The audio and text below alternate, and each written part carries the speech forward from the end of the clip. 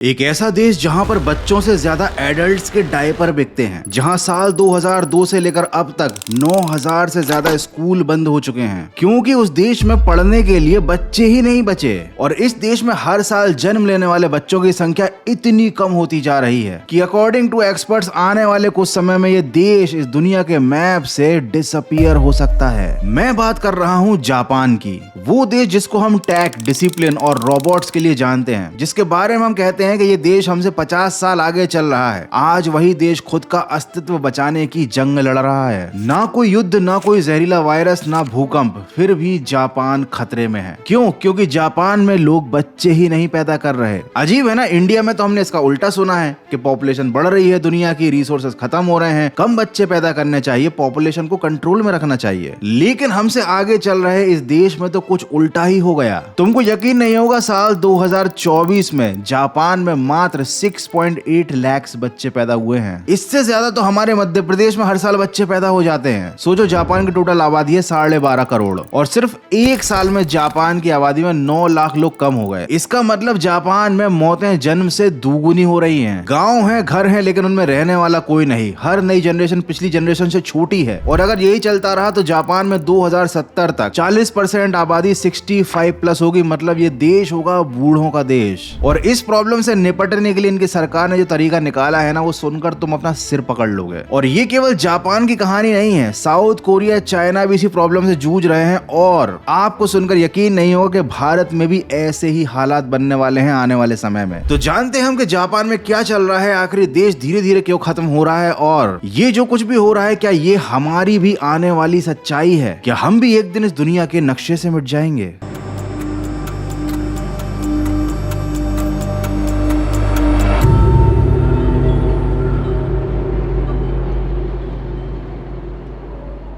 घर में mummy papa हैं और दादा दादी हैं। जब बूढ़े हो जाते हैं दादा दादी और गुजर जाते हैं तो घर में 2 ही सदस्य रह जाते हैं, लेकिन 2 नए सदस्यों का भी जन्म हो चुका है। तो घर में टोटल सदस्य 4 ही रहते हैं। इसे कहा जाता है पॉपुलेशन बैलेंस। लेकिन अगर इस घर में एक ही बच्चा पैदा होता है तो दादा दादी के जाने के बाद घर के टोटल सदस्य 3 बचते हैं। और यही हो रहा है जापान में। हर आने वाली जनरेशन पिछली जनरेशन से छोटी होती जा रही है और इसी सिनेरियो को कहा जाता है पॉपुलेशन क्राइसिस। अब तुम्हें ये सुनने में बहुत छोटी और सिंपल सी प्रॉब्लम लग रही होगी और तुम्हारे पास इसका एक सोल्यूशन भी होगा जो काफी ज्यादा सिंपल होगा कि भाई बच्चे पैदा कर लो। लेकिन इस बात को सिर्फ कहना आसान है। आगे मैं आपको जो इन्फॉर्मेशन देने वाला हूँ उसके बाद आपको बिल्कुल क्लियर हो जाएगा कि क्यों इतने एडवांस और मॉडर्न देश में इस तरह की प्रॉब्लम ने जन्म ले लिया, जिसका सोल्यूशन तो बहुत सिंपल है लेकिन प्रैक्टिकल बिल्कुल भी नहीं है। इस पॉपुलेशन क्राइसिस की वजह से जापान के गांव खाली हो रहे हैं, बुजुर्गों की देखभाल करने वाला कोई नहीं बचा। और सवाल आता है कि जब फ्यूचर में यंग लोग ही देश में नहीं बचेंगे तो देश को चलाएगा कौन? हालात ये है कि जापान खत्म होने की कगार पर है। एक समय था जब एक्सपर्ट्स ये मानते थे कि बच्चे पैदा करने से दुनिया में प्रॉब्लम्स बढ़ेंगी, लेकिन अब पिक्चर बिल्कुल उल्टी दिख रही है क्योंकि केवल जापान नहीं, साउथ कोरिया, चाइना और इंडिया जैसे देशों में भी पॉपुलेशन क्राइसिस जैसी प्रॉब्लम जन्म ले रही है। पूरी दुनिया ही धीरे धीरे चाइल्ड लेस होती जा रही है। ये सिनेरियो सुनने में तो साई-फाई मूवी के कॉन्सेप्ट जैसा लगता है, लेकिन ये एक्चुअली में काफी ज्यादा डरावना है। और ये आप तब समझोगे जब आपको इस वर्ड के मीनिंग समझ में आएंगे। और ये वर्ड है कोडोकुशी। आज के टाइम में दुनिया सिर्फ नेचुरल डिजास्टर या फिर पॉपुलेशन क्राइसिस से नहीं बदल रही, बल्कि टेक्नोलॉजी भी साइलेंटली पूरा गेम चेंज कर रही है। जैसे जापान पॉपुलेशन क्राइसिस से जूझ रहा है ना, वैसे ही अलग अलग कंट्रीज अब नए नए तरीके ढूंढने में लगी है और एआई इस ट्रांजिशन का सबसे बड़ा हिस्सा बन गया है। आज कंपनीज ट्रेडिशनल रोल्स को हटाकर एआई पावर्ड स्किल्स को अडॉप्ट कर रही हैं और ऐसे रोल्स की डिमांड और सैलरी दोनों ही रिकॉर्ड लेवल पर है। एक रीसेंट एग्जांपल ही देखो, टाइम्स मैगजीन की रिपोर्ट के हिसाब से प्रॉम्प्ट इंजीनियरिंग रोल में $3,35,000 तक सैलरी मिल रही है, वो भी बिना किसी कंप्यूटर इंजीनियरिंग डिग्री के। आज भी लोग एक्सपेंसिव कोर्सेज कर रहे हैं लेकिन रिजल्ट नहीं मिल पा रहे क्योंकि उनका लर्निंग स्पीड मैच नहीं कर रहा एआई के पेस के साथ। लेकिन एक सिंपल और फ्री अपॉर्चुनिटी आपके लिए है, ग्रोथ स्कूल का एआई क्रैश कोर्स, जो नॉर्मली 15,000 रुपए का होता है, लेकिन हमारे पहली 1500 ऑडियंस के लिए ये है बिल्कुल फ्री। ये सिर्फ 180 मिनट का का कोर्स कवर करता है content creation, business strategy, resume and job strategy and personal branding. और ये सब सिखाते हैं इंडस्ट्री के top AI mentors. Already 20 lakh से ज्यादा लोग ये ट्रेनिंग ले चुके हैं। मैं और मेरी टीम भी ये कोर्स अटेंड कर चुके हैं एंड ट्रस्ट मी, इसमें आपका काफी फायदा है। तो अगर आप फ्यूचर रेडी बनना चाहते हो, डिस्क्रिप्शन एंड पिन कमेंट में लिंक दिया है, क्लिक करो और एआई एक्सपर्ट बनने की जर्नी को शुरू करो, वो भी फ्री में। ईयर 2002 से लेकर अभी तक मतलब 17 सालों में जापान में 9000 से ज्यादा स्कूल परमानेंटली बंद हो चुके हैं। वजह सिर्फ एक ही है, क्योंकि यहाँ पर पढ़ने के लिए बच्चे ही नहीं हैं। डायपर इंडस्ट्री में जहाँ हर देश में बच्चों के डायपर सबसे ज्यादा बिकते हैं as compared to adult diapers, वहीं जापान में एडल्ट डायपर्स की बिक्री बच्चों के डायपर से कहीं ज्यादा होती है। इस देश में 12 करोड़ की आबादी है और साल 2023 में जापान में सिर्फ 7,58,631 बच्चे पैदा हुए। ये आंकड़ा सुनने में तो छोटा लगता है, लेकिन सन 1800 के बाद यही एक ऐसा साल था जब जापान में जन्म दर सबसे ज्यादा कम थी। 1970 के दशक में जापान में हर साल 20 लाख बच्चे पैदा होते थे। सोचो, वो एक ऐसा देश जो कभी अपनी बढ़ती हुई तेज टेक्नोलॉजी और मेहनती जनसंख्या के लिए जाना जाता था, वहां अब हॉस्पिटल्स में बच्चों की किलकारियों से ज्यादा अस्पतालों में मशीनों की बीप सुनाई देती है। ये फर्क अब सुपरमार्केट की शेल्फ से लेकर सरकार की नीतियों तक में दिखने लगा है। और सबसे ज्यादा डरा देने वाली बात यह है कि जापान में अब हर 3 में से एक इंसान 65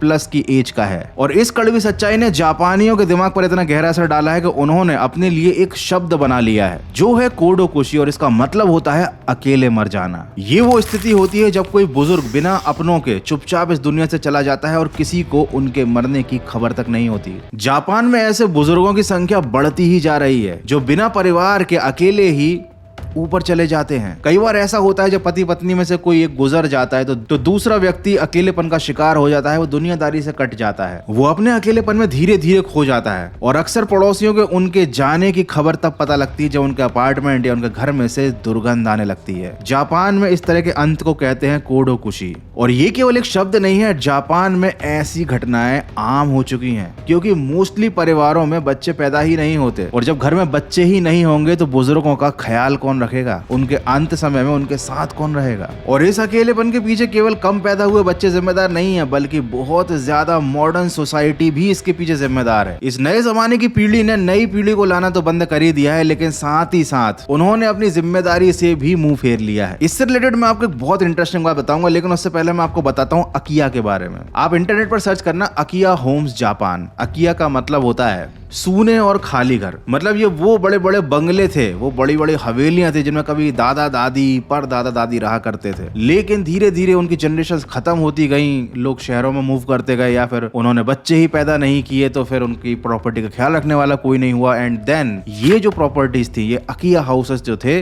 वो अबेंडेंड हो गए और ये जापान में बहुत सस्ते रेट्स पर मिलते हैं। बट आयरनी ये है कि इन मकानों को भी खरीदने में कोई इंटरेस्टेड नहीं होता। तुम्हें अगर लेविश लाइफस्टाइल, आलीशान मकान और मॉडर्न जिंदगी के पीछे का असली सच देखना हो तो नेट पर सर्च करना एक बार, अकिया होम्स जापान। लेकिन अब चूंकि पूरे के पूरे एक देश का अस्तित्व खतरे में आ चुका है, तो क्या जापानी सरकार इसके लिए कुछ नहीं कर रही है? तो ऐसा तो पॉसिबल ही नहीं है कि जापान की सरकार इसके लिए कुछ कर ना रही हो। लेकिन आयरनी की बात तो यह है कि जो सरकार इस प्रॉब्लम से निपटने के लिए सोल्यूशन ढूंढ रही है ना, ये प्रॉब्लम आई उसी सरकारी नीतियों की वजह से है। मतलब जापान में जो सिस्टम बना हुआ है ना, वो सिस्टम ही इतना ज्यादा स्ट्रिक्ट है। मतलब जापान में कुछ ऐसा चल रहा है जिसकी वजह से लोगों ने बच्चे पैदा करने बंद कर दिए। अब ऐसा क्या हो रहा है जापान में जिसकी वजह से लोगों का मैरिज, बच्चे पैदा करने और अपनी फैमिली आगे बढ़ाने से इंटरेस्ट ही खत्म हो चुका है। 1 अप्रैल को जापान की सरकार ने एक ऐसा कानून पास किया है, एक ऐसा नियम लेकर आए हैं वो जो दुनिया में शायद किसी देश में नहीं आया होगा। अकेलेपन मतलब लोनलीनेस और आइसोलेशन से रिलेटेड लॉ। सरकार ने इसको समाज की एक समस्या माना है और इस पर कानूनी एक्शन लिया है। एक रिसर्च के अकॉर्डिंग जापान में 39% पॉपुलेशन किसी न किसी तरह से अकेलेपन का शिकार बन चुकी है। लोगों को आपस में बात करना पसंद नहीं है, बच्चे पेरेंट्स के साथ नहीं रहना चाहते, यंग लोग बच्चे ही पैदा नहीं करना चाहते और बूढ़े लोग अकेले अकेले रहना और जीना मरना पसंद करते हैं और इसी की वजह से कोडोकुशी जैसी समस्या जापान में बहुत बढ़ रही है। लेकिन और इस प्रॉब्लम को सॉल्व करने के लिए जापान की गवर्नमेंट ने लोकल अथॉरिटीज के साथ मिलकर बनाई है लोनलीनेस सपोर्ट काउंसिल। साथ ही गवर्नमेंट ने हर छोटे छोटे इलाके में स्पेशली ट्रेंड सपोर्टर्स तैयार किए हैं जिनकी ड्यूटी होती है अकेले लोगों को सपोर्ट देना, उनकी हेल्प करना, उनको अकेलेपन से निकालने की कोशिश करना। लेकिन इस काम को करने के लिए जापानीज गवर्नमेंट के सामने एक बहुत बड़ा चैलेंज ये है कि ऐसा काम करने के लिए उनको यंग लोग ही नहीं मिल रहे। अब हो सकता है कि तुम्हारे दिमाग में बात आ रही हो कि ये इतनी बड़ी तो कोई प्रॉब्लम नहीं है, अगर पॉपुलेशन घट रही है तो उसे तो बड़े आराम से बढ़ाया जा सकता है। बिग प्रॉब्लम सिंपल सोल्यूशन, बच्चे पैदा करो। और यहीं से हमें ये समझना पड़ेगा कि आखिर क्यों जापान के लोगों ने बच्चे पैदा करने बंद कर दिए थे। इस वीडियो को बनाते बनाते ही मुझको समझ में आया कि क्यों हमारे भारत के बड़े बुजुर्ग हमेशा शादी करने पर और बच्चे पैदा करने पर जोर दिया करते थे। शायद वो लोग नहीं चाहते थे कि हमारा देश भी मैप से गायब हो जाए और शायद इसीलिए तो भारत की आबादी 140 करोड़ है। बट द पॉइंट इज कि जापान में ऐसा क्यों नहीं हो पाया? क्यों वहाँ के लोग शादी नहीं कर रहे? क्यों बच्चे पैदा नहीं कर रहे? प्यार पुरानी बात हो चुकी है जापान में। और इसका आंसर है कि जापान में एक बच्चा पालना एक प्रोजेक्ट है, एक बहुत महंगा प्रोजेक्ट। एक एवरेज जापानी कपल अगर बच्चे को पैदा करने से लेकर कॉलेज तक के खर्चे का हिसाब किताब लगाते हैं तो वो हो जाता है करीब 63 मिलियन येन, मतलब करीब 3 करोड़ रुपए। अब आज की जेन जी और मिलेनियल सोचते हैं कि इतना खर्चा ना भैया, हमें तो अपना कैरियर बनाना है, घूमना है, ट्रैवल करना है, खुद के लिए जिंदगी जीनी है, हम 3 करोड़ रुपए बच्चा पालने में क्यों वेस्ट करें। और इसी सोच की वजह से जापान में शादियों का ग्राफ सीधे नीचे आ गया। और बात सिर्फ यहीं पर खत्म नहीं होती, जापान की एक और डार्क रियलिटी है जिसे एक शब्द में बयान किया जा सकता है और वो है करोशी, मतलब डेडली ओवरवर्क। इतना काम कि लोग लिटरली बर्नआउट होकर मर जाते हैं। देखो, जापान में कागजों पर तो 8 घंटे की नौकरी है, लेकिन रियलिटी में लोग नो लाइफ मोड पर जीते हैं। वहाँ थोड़ी सी जिंदगी स्क्रीन पर, थोड़ी सी ऑफिस में और थोड़ी सी ट्रैफिक जाम में। डेटिंग का टाइम नहीं, सोशल लाइफ जीरो, बस स्क्रीन, ऑफिस और ट्रैफिक। और इसीलिए एक सर्वे के अकॉर्डिंग जापान में 50% से ज्यादा जो लड़के 30 साल के नीचे हैं उनका कहना है कि they are not interested in marriage और डेटिंग, क्योंकि वो लोग सोचते हैं why commit and why settle. साथ ही रिलेशनशिप कल्चर में भी एक बहुत बड़ा बदलाव आ गया है। खास तौर पर जेन जी और मिलेनियल्स अब ज्यादा फ्रीडम फर्स्ट सोच रखते हैं। उनके लिए खुद की लाइफ, खुद का कमाया पैसा खुद पर खर्च करना ज्यादा इंपॉर्टेंट है। उन्हें किसी चीज से बंद कर रहना, रिस्ट्रिक्ट होना या किसी रिस्पॉन्सिबिलिटी को निभाना ज्यादा पसंद नहीं आ रहा। और इसीलिए वो इस सोशल लाइफ को, मतलब शादी, बच्चा, परिवार को एक कमिटमेंट ट्रैप की तरह देखते हैं। और जब इंसान इन सारी चीजों से दूर भागता है ना, तो एक नई चीज ही सामने आती है जो है आइसोलेशन। और ये जापान की नई जनरेशन की रगों में बहने वाला सबसे खतरनाक जहर है। कोडोकुशी के बारे में तो तुम समझ गए, बुजुर्ग लोग अकेले ही ऊपर चले जाते हैं, लेकिन नए लोग अकेले ही जी रहे हैं और इसे कहा जाता है हिकिकोमोरी।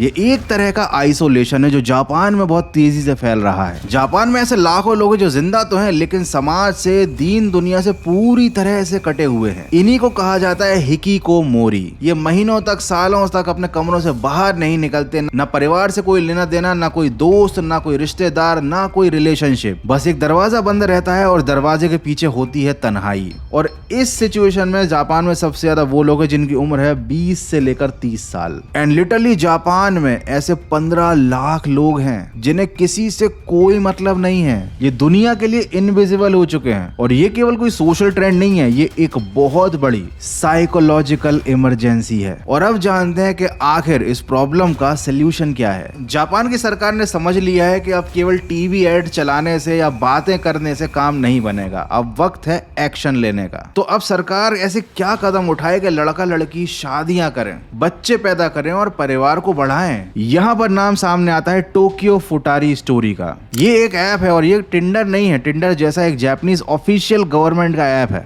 बेसिकली ये एक मैरिज ऐप है, जैसे हमारे यहाँ शादी.com या फिर जीवनसाथी.com होता है, वैसा ही कुछ कुछ। लेकिन ये मस्ती के लिए, डेटिंग के लिए, टाइम पास के लिए नहीं बनी ऐप है, ये सीरियस ऐप है। यहाँ पर पार्टनर्स ढूंढे जाते हैं, मैच मेकिंग की जाती है और शादी होती है। क्योंकि जापान में अकेले रहने का कल्चर बढ़ गया है और अकेले रहने वालों को कहते हैं हिटोरी। वैसे ही इस ऐप का मकसद है सिंगल लोगों को कपल में कन्वर्ट करना और कपल को कहा जाता है फुटारी। लेकिन केवल ऐप बनाने से काम नहीं बना, तो गवर्नमेंट गवर्नमेंट ने 4 डेज की ऑफिशियल वर्किंग अनाउंस कर दी। मतलब सोचो, सोमवार से गुरुवार तक ही ऑफिस में काम करो और बाकी वीकेंड के 3 दिन ऐश करो, अपने परिवार को समय दो। 3 दिन परिवार के साथ बच्चे पालने, लाइफ को एंजॉय करने के लिए सरकार दे रही है, ताकि लोग काम से ब्रेक ले सकें, शादी प्यार और बच्चे जिंदगी में आ सकें। और साथ ही साथ बच्चों के पैदा होने पर गवर्नमेंट फाइनेंशियल सपोर्ट भी प्रोवाइड करा रही है। जापान के कुछ गाँव में तो बच्चों की संख्या बढ़ाने के लिए गाँव वालों को मोटिवेट करने के लिए लाखों येन्स दिए जा रहे हैं, क्योंकि जापान में आबादी की कमी की वजह से गांव के गांव पूरे खाली हो चुके हैं। और जापान की एक पुरानी परंपरा है ओ माई।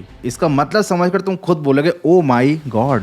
बेसिकली इसका मतलब होता है मैच मेकिंग। ये ठीक नेटफ्लिक्स की सीमा आंटी जैसा ही कॉन्सेप्ट है, जहां पर लड़के लड़कियों को शादी के लिए मिलाया जाता है, मैच मेकिंग की जाती है। और सरकार अब ऐसे ही सीमा आंटी जैसे एजेंट्स बना रही है जो मैच मेकिंग करे, लोगों की जोड़ियां बनाए। साथ ही बच्चे के जन्म होने पर माँ के साथ साथ पिता को भी पैटर्निटी लीव मिल रही है जापान में, ताकि माता पिता दोनों अपना वक्त बच्चे को दे सकें। साथ ही जो बुजुर्ग अकेले घर में रह रहे हैं उनकी केयर के लिए जापान में रोबोट केयर टेकर भी हैं। ऐसा लग रहा है जैसे टेक्नोलॉजी ने परिवार की कमांड संभाल ली है। और हाँ, अगर कोई कपल बच्चे पैदा नहीं कर पा रहे हैं, कुछ फर्टिलिटी से रिलेटेड इशू आ रहे हैं, तो उसके ट्रीटमेंट के लिए भी गवर्नमेंट फाइनेंशियल हेल्प कर रही है। मतलब जापान में सरकार ने कमर कस ली है कि हम शादी कराएंगे और बच्चे पैदा कराएंगे। अब उनकी ये कोशिशें कितने हद तक सफल होती हैं, जापान की पॉपुलेशन में कितना ज्यादा चेंजेस आगे आने वाले समय में देखने को मिलता है, वो डिफरेंस हमें आज से करीब 10 या 20 साल बाद देखने को मिलेगा। लेकिन जापान ने अपने घटते हुए पॉपुलेशन को बढ़ाने के लिए जी तोड़ कोशिशें करना अभी से शुरू कर दिया है। और इसी प्रॉब्लम ने हमारे देश भारत में भी अपने कदम गड़ाने शुरू कर दिए हैं। बट प्रॉब्लम यह है कि हमारे देश में अभी किसी को इस चीज के बारे में अवेयरनेस ही नहीं है। तो क्या आने वाले समय में हमारी सरकारों को भी ऐसी कोशिशें करनी पड़ जाएंगी जो जापान की गवर्नमेंट अभी फिलहाल जापान की पॉपुलेशन को बढ़ाने के लिए कर रही है?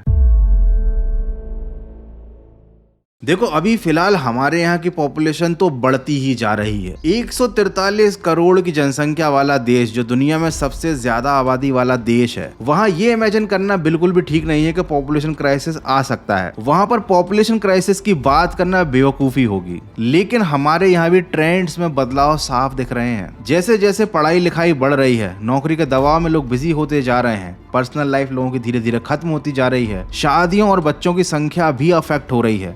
यंग एज के लोगों ने शादी से दूर भागना शुरू कर दिया है। वो रिलेशनशिप को ज्यादा प्रेफर नहीं करते, वो अकेले रहना पसंद करते हैं, अपने कैरियर को प्रायोरिटी पर रखते हैं। और साथ ही साथ शादी में होने वाले बड़े खर्चे और बच्चे पालने में होने वाले खर्चों से यूथ दूर ही भागना पसंद कर रहा है। अधिकतर लोगों का यही कहना है कि भाई अकेले रहो, मस्त रहो। तो अगर यही ट्रेंड हमारे देश में भी कंटिन्यू रहता है तो आने वाले समय में ये पॉसिबल है कि जापान जैसी सिचुएशन इंडिया में भी सामने आने लगे। हमारे देश में जनसंख्या कम तो नहीं होगी, लेकिन बूढ़ों की संख्या जरूर बढ़ जाएगी। एनीवे, ये प्रॉब्लम जापान में जिस लेवल पर है वो बहुत ज्यादा क्रिटिकल है, और इंडिया में ये प्रॉब्लम अभी बस शुरू ही हुई है। लेकिन ये बात तो तय है कि आने वाले 20 सालों में जापान, साउथ कोरिया, रशिया और चाइना, ये 4 देश एक खतरनाक पॉपुलेशन क्राइसिस का सामना करने वाले हैं। So that's it for today. I hope कि आपको हमारा ये एनालिसिस और ये इन्फॉर्मेशन पसंद आई होगी। और हाँ, अगर अभी तक आपने ग्रोथ स्कूल का कोर्स ज्वाइन नहीं किया है तो जल्दी से कर लीजिए, क्योंकि मेरी पहली 1500 ऑडियंस के लिए ये है बिल्कुल फ्री। लिंक मैंने डिस्क्रिप्शन और पिन कमेंट में दी हुई है।